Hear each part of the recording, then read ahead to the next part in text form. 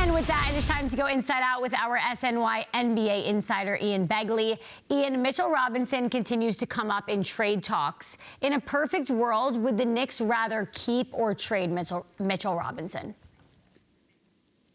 If he's healthy, they'd rather keep him. I mean, he's better than any of the options out there on the trade market, whether it's Jonas Valanciunas or anyone else. But health is the big question mark, right, for Robinson, because he, to my knowledge, has not been cleared for contact to practice fully yet. And until you get there, you can't get a real sense of when he may be back on the floor.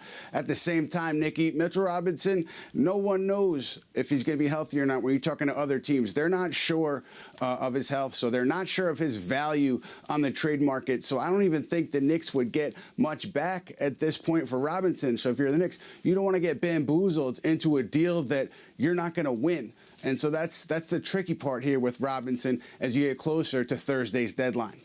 Yeah, it feels like we keep thinking he's going to get cleared, keep thinking it, so hopefully sooner rather than later. But this team obviously has title aspirations, but you've said you don't see the Knicks making a short-sighted trade before this deadline. So what do you think the Knicks most likely will do before the deadline?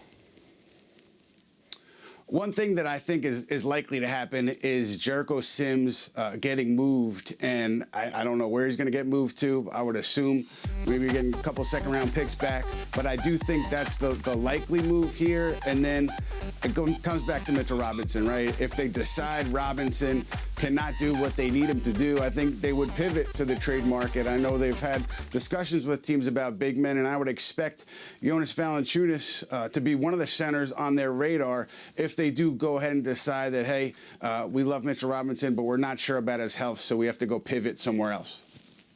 The Knicks have looked pretty good without Mitchell Robinson. Right now, they're on a 5-game win streak. They'll put that on the line Saturday night against LeBron James and the Lakers. Ian, are they starting to prove some of the doubters wrong during this homestand right now? Yeah, I think what you've seen over this 5-game winning streak is it starts with the defense, right? And Mikal Bridges has been very good. Point of attack, I think the pick-and-roll defense has been better. They've had active hands, right? They got 3 steals early on in that Denver game, and they turned them into points. And so the defense has been very sharp. It was inconsistent at best before this stretch, and now it's been much better. So if they can continue to progress on that end, you know they're going to score points. The offense is going to be there every night, but the difference for this team is going to be how they defend. If they can get stops or if they can't, that's going to be where they win or lose games.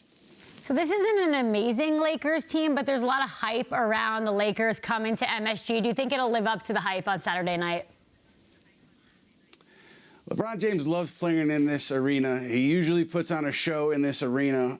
It might be one of his final visits here. So I do think it will live up to the hype just from that perspective. LeBron usually gives the fans what they want to see and puts on a big show at the Garden. So I think we'll see that at the very least from this Laker team.